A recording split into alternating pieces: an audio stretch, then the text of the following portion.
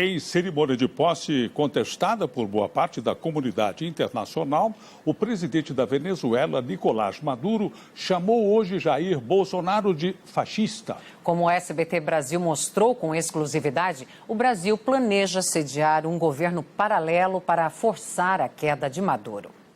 Poucos vizinhos mandaram presidentes para a cerimônia. Sem representantes do governo brasileiro, teve a presença da presidente do PT, Gleisi Hoffmann. No discurso, Nicolás Maduro criticou o Grupo de Lima, formado por 14 países que querem a saída dele do poder.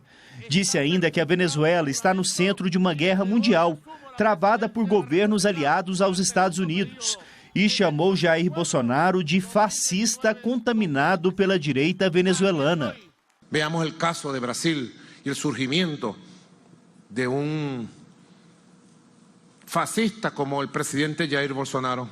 A Organização dos Estados Americanos, a OEA, declarou que não é legítimo o novo mandato de Maduro e pede a realização de novas eleições presidenciais, já que as últimas não teriam sido livres e justas.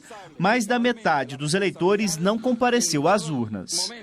O Palácio do Planalto ainda não se manifestou sobre a posse de Nicolás Maduro, mas nos bastidores o Brasil atua em conjunto com o Grupo de Lima para que sejam adotadas medidas diplomáticas firmes contra o regime venezuelano. O principal objetivo é a criação de um governo paralelo para pressionar Maduro a deixar o poder.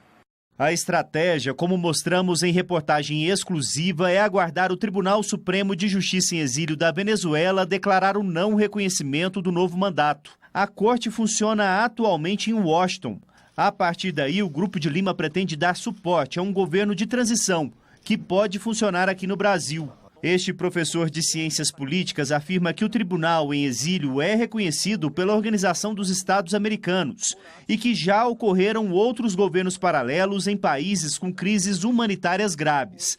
Ele considera a medida drástica, mas legítima. Tanto que tem o apoio da OEA e o apoio do Parlamento Europeu. Uma solução que fosse consensada através da Organização das Nações Unidas, ela teria mais legitimidade, até mesmo para efeito de um governo paralelo. A Venezuela passa por uma grave crise. A economia deve encolher 5% este ano e cerca de 3 milhões de pessoas já deixaram o país. Agora há pouco, o Ministério das Relações Exteriores divulgou uma nota em que chama Nicolás Maduro de ilegítimo e reafirma o compromisso de trabalhar para restaurar a democracia na Venezuela.